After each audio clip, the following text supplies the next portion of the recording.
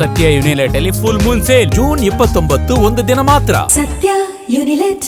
Bidadi township ವಿರೋಧಿಸಿ ರೈತರ ಹೋರಾಟ ವಿಚಾರವಾಗಿ ಸರ್ಕಾರದ ವಿರುದ್ಧ ನಟ ಅಹಿಂಸಾ ಚೇತನ್ ಕಿಡಿಕಾರಿದ್ದಾರೆ.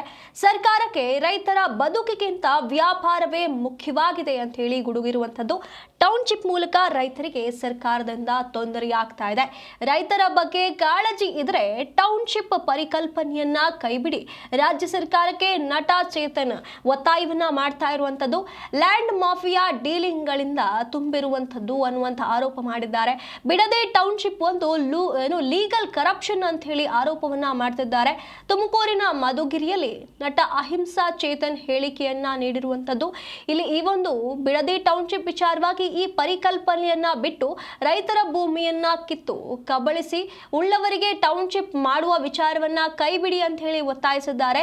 ರೈತರು ಇಷ್ಟೆಲ್ಲ ವಿರೋಧವನ್ನ ವ್ಯಕ್ತಪಡಿಸ್ತಾ ಇದ್ರು ಕೂಡ ಜನಪರ ಸರ್ಕಾರ ಆಗಿದ್ರೆ ಇಂತಹ ಆಲೋಚನೆಯನ್ನ ಮಾಡಬಾರ್ದಾಗಿತ್ತು, ಇಂಥ ಆಲೋಚನೆ ಅವರ ತಲೆಗೆ ಬರಬಾರ್ದಿತ್ತು ಅಂತ ಹೇಳಿದ್ದಾರೆ. ಇದನ್ನ ವಾಪಸ್ ತಗೋಬೇಕಿತ್ತು ಅಂತ ಹೇಳಿದ್ದಾರೆ.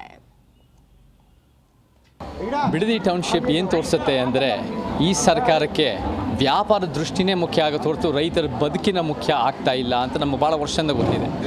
ಈ ಸರ್ಕಾರಗಳು ಏನು ಮಾಡಿದ್ದಾವೆ ಅಂದರೆ ರೈತ ವಿರೋಧಿ ಕಾನೂನುಗಳು ಅಂತ ಏನು ತಂದಿದ್ದಾವೆ, ಅದು ಒಂದು ಕೋವಿಡ್ ಸಂದರ್ಭದಲ್ಲಿ ಅದನ್ನು ತೆಗೆದಾಕ್ತೀವಿ ಅಂತ ಹೇಳಿ ಅದನ್ನು ಮಾಜಿ ಮುಖ್ಯಮಂತ್ರಿ ಸಿದ್ದರಾಮಯ್ಯ ಅದನ್ನು ತೆಗೆದಾಕ್ತಾರೆ, ಅದನ್ನು ರದ್ದು ಮಾಡ್ತಾರೆ ಅಂತ ಹೇಳಿದ್ರು. ಅದನ್ನು ರದ್ದು ಮಾಡದೆ ಇವಾಗ ರೈತರ ಜೀವನಕ್ಕೆ ಇನ್ನೂ ತೊಂದರೆ ಕೊಡ್ತಾ ಇದ್ದಾರೆ ಈ ಬಿಡದಿ ಟೌನ್ಶಿಪ್ ಮುಖಾಂತರ. ನಮಗೆ ಯಾರಿಗೆ ಲಾಭ ಆಗ್ತಾ ಇದೆ ಅಂದರೆ ಬೇರೆ ಬೇರೆ ಬಿಲ್ಡಿಂಗ್ ಮಾಫಿಯಾಗಳಿಗೆ, ಬೇರೆ ಬೇರೆ ಕಾಂಟ್ರಾಕ್ಟರು, ಲ್ಯಾಂಡ್ ಮಾಫಿಯಾಗಳಿಗೆ, ಇಂಥವ್ರಿಗೆ ಲಾಭ ಆಗ್ತಾ ಇದೆ. ಎಲ್ಲ ಒಂದು ಕಡೆ ನಮ್ಮ ಪ್ರಶ್ನೆ ಬರುತ್ತೆ, ಹೆಂಗೆ ನಮ್ಮ ಮುಖ್ಯಮಂತ್ರಿ ಇವತ್ತಿನ ದಿನ 7 ಕೋಟಿ ಇರೋರು 2004ನಲ್ಲಿ ಇವತ್ತು 1413 ಕೋಟಿ 2023ನಲ್ಲಿ ಇದೆ ಅಂದರೆ ಈ ಥರ ಲ್ಯಾಂಡ್ ಮಾಫಿಯಾ ಡೀಲಿಂಗ್ಗಳಿಂದನೇ ಆಗಿದೆ. ಸೊ ಇದು ನಮಗೆ ಲೀಗಲ್ ಕರಪ್ಷನ್ ರೀತಿಯಲ್ಲಿ ಕಾಣಿಸ್ತಾ ಇದೆ. ಖಂಡಿತ ರೈತರ ಬದುಕು ಬಗ್ಗೆ ನಿಮ್ಮ ಕಾಳಜಿ ಇದ್ದರೆ, ನಮ್ಮ ಫಲವತ್ತಾದ ಭೂಮಿ ಬಗ್ಗೆ ನ್ಯಾಯ ಬೇಕು ಅಂತ ಇದ್ದರೆ ಈ ಬಿಡದಿ ಟೌನ್ಶಿಪ್ಪನ್ನು ಪರಿಕಲ್ಪನೆ ಬಿಟ್ಬಿಡಿ. ಉತ್ತರ ಕರ್ನಾಟಕ, ನಾನು ಉತ್ತರ ಕರ್ನಾಟಕ ಪ್ರವಾಸ ಮಾಡ್ಕೊಂಡು ಬರ್ತಾ ಇದ್ದೀನಿ. ಉತ್ತರ ಕರ್ನಾಟಕನ ಅಭಿವೃದ್ಧಿ ಮಾಡಿ, ಉತ್ತರ ಕರ್ನಾಟಕಕ್ಕೆ ಉದ್ಯೋಗ ಸೃಷ್ಟಿ ಮಾಡಿ, ಉತ್ತರ ಕರ್ನಾಟಕದ ಬೆಳವಣಿಗೆ ಮಾಡಿ ಅಲ್ಲಿರೋ ಬಂಜರು ಭೂಮಿನಲ್ಲಿ. ಸೊ ಆ ದಿಕ್ಕನ್ನ ನಾವು ಯೋಚನೆ ಮಾಡಬೇಕು. ಅಖಂಡ ಕರ್ನಾಟಕ ಮತ್ತು ಈ ಭೌಗೋಳಿಕ ನ್ಯಾಯ ಯೋಚನೆ ಮಾಡಬೇಕು ಹೊರತು ರೈತರ ಭೂಮಿನ ಕಿತ್ಬಿಟ್ಟು ಅದನ್ನು ಕಬಳಿಸಿ ಅದನ್ನು ಬರೀ ಉಳ್ಳವರಿಗೋಸ್ಕರ ಒಂದು ರೀತಿ ಟೌನ್ಶಿಪ್ ಮಾಡೋದನ್ನು ನಾವು ಖಂಡಿತ ಖಂಡಿಸ್ತೀವಿ.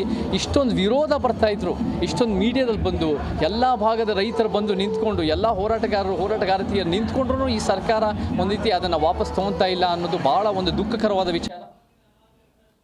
ಈ ಬಗ್ಗೆ ಹೆಚ್ಚಿನ ಮಾಹಿತಿಯನ್ನು ನಮ್ಮ ಪ್ರತಿನಿಧಿ ಮಂಜುನಾಥ್ ನೀಡ್ತಾ ಹೋಗ್ತಾರೆ. ಮಂಜುನಾಥ್, ಈ ಒಂದು ಬಿಡದಿ ಟೌನ್ಶಿಪ್ ವಿಚಾರವಾಗಿ ಚೇತನ್ ಅಹಿಂಸಾ ಅವರು ಮಾತನಾಡಿದ್ದಾರೆ.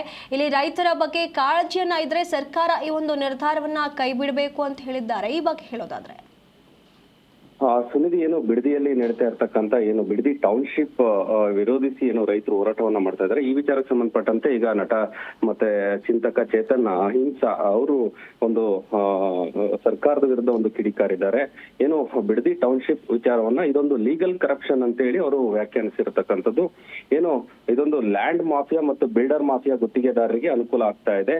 ಇದನ್ನ ಏನು ಈ ಹಿಂದೆ ಏನು ಸರ್ಕಾರಗಳು ಕೋವಿಡ್ ಸಂದರ್ಭದಲ್ಲಿ ಒಂದು ರೈತ ವಿರೋಧಿ ಕಾನೂನನ್ನ ಒಂದು ಜಾರಿಗೆ ತಂದಿದ್ವು.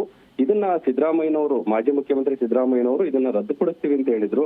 ಆದ್ರೆ ಇದನ್ನ ರದ್ದು ಮಾಡದೆ ಈಗ ಬಿಡದಿ ಟೌನ್ಶಿಪ್ ಮೂಲಕ ಈಗ ಈ ಸರ್ಕಾರ ಮತ್ತೆ ರೈತರಿಗೆ ಒಂದು ತೊಂದರೆಯನ್ನ ಕೊಡ್ತಾ ಹೋಗ್ತಾ ಇದೆ. ಈ ಬಿಡದಿ ಟೌನ್ಶಿಪ್ ಏನಿದೆ ಇದು ರೈತರ ಬದುಕಿಗಿಂತ ಅವ್ರಿಗೆ ವ್ಯಾಪಾರನೇ ಮುಖ್ಯ ಆಗಿದೆ ಸರ್ಕಾರಕ್ಕೆ ಅನ್ನುವಂತ ಒಂದು ಆರೋಪವನ್ನ ಮಾಡಿರ್ತಕ್ಕಂಥದ್ದು. ಏನು 2004ರಲ್ಲಿ ನಮ್ಮ ಏನು ಮುಖ್ಯಮಂತ್ರಿ ಅಂದ್ರೆ ಡಿ ಕೆ ಶಿವಕುಮಾರ್ ಅವ್ರಿಗೆ ಒಂದು 7 ಕೋಟಿ ಇರುತ್ತೆ. ಆದ್ರೆ 2023ರಲ್ಲಿ ಇದೇ 1413 ಕೋಟಿ ಆಗಿದೆ ಅಂತಂದ್ರೆ ಈ ತರ ಲ್ಯಾಂಡ್ ಮಾಫಿಯಾ ಡೀಲಿಂಗ್ ಗಳಿಂದಲೇ ಆಗಿದೆ. ಇದು ಲೀಗಲ್ ಕರಪ್ಷನ್ ರೀತಿ ಕಾಣ್ತಾ ಇದೆ ಅಂತಕ್ಕಂಥದ್ದಾಗಿ ಅವರು ಒಂದು ಆರೋಪವನ್ನ ಮಾಡಿರ್ತಕ್ಕಂಥದ್ದು. ಇದು ನಿಜವಾಗಿಯೂ ರೈತರ ಬಗ್ಗೆ ಕಾಳಜಿ ಇದ್ರೆ ಈ ಕೂಡಲೇ ಒಂದು ಬಿಡದಿ ಟೌನ್ಶಿಪ್ ಅನ್ನ ಕೈ ಬಿಡಿ ಅಂತಕ್ಕಂಥದ್ದಾಗಿ ಅವರು ಒಂದು ಒತ್ತಾಯವನ್ನ ಮಾಡಿರ್ತಕ್ಕಂಥದ್ದು. ಜೊತೆಗೆ ಇದೇ ರೀತಿ ಏನು ಈ ಬಿಡದಿ ಟೌನ್ಶಿಪ್ ಮಾಡೋ ಬದಲು ಉತ್ತರ ಕರ್ನಾಟಕಕ್ಕೆ ಹೋಗಿ ಅಲ್ಲಿ ನಾನು ಪ್ರವಾಸವನ್ನ ಮಾಡಿದ್ದೇನೆ, ಸಾಕಷ್ಟು ಒಂದು ಬಂಜರು ಭೂಮಿ ಇದೆ, ಅಲ್ಲಿ ಒಂದು ಅಭಿವೃದ್ಧಿಯನ್ನ ಮಾಡಿ ಆ ಭಾಗಕ್ಕೂ ಅಭಿವೃದ್ಧಿಯನ್ನ ಮಾಡಿ ಒಂದು ಭೌಗೋಳಿಕವಾಗಿ ಒಂದು ನ್ಯಾಯವನ್ನ ಕೊಡುವಂತ ಒಂದು ಕೆಲಸವನ್ನ ಮಾಡಿ ಅಂತಕ್ಕಂಥದ್ದಾಗಿ ಅವರೊಂದು ಸರ್ಕಾರಕ್ಕೆ ಒಂದು ಸಲಹೆಯನ್ನು ಕೂಡ ಕೊಟ್ಟಿರ್ತಕ್ಕಂಥದ್ದು. ಜೊತೆಗೆ ನಾನು ಕೂಡ ಈ ರೈತರ ಹೋರಾಟದಲ್ಲಿ ಒಂದು ಭಾಗಿಯಾಗ್ತೇನೆ. ಮುಂದಿನ ವಾರ ಒಂದು ಚಳುವಳಿಯನ್ನ ನಾವು ಕಟ್ಟಲಿಕ್ಕೆ ಈಗ ಆಲ್ರೆಡಿ ಎಲ್ಲ ಪ್ರಯತ್ನವನ್ನ ಮಾಡ್ತಾ ಇದ್ದೇವೆ. ಸೊ ನಾನು ಕೂಡ ರೈತರಿಗೆ ಜೊತೆಯಾಗಿ ನಿಲ್ತೇನೆ. ಕೂಡಲೇ ಈ ಒಂದು ಟೌನ್ಶಿಪ್ ಅನ್ನ ಕೈ ಬಿಡಬೇಕು ಸರ್ಕಾರ ಅಂತಕ್ಕಂಥದ್ದಾಗಿ ಒಂದು ಒತ್ತಾಯವನ್ನ ಮಾಡಿದ್ದಾರೆ ಸುನಿಧಿ. ಧನ್ಯವಾದಗಳು ಮಂಜುನಾಥ್ ನಿಮ್ಮೆಲ್ಲ ಮಾಹಿತಿಗಾಗಿ.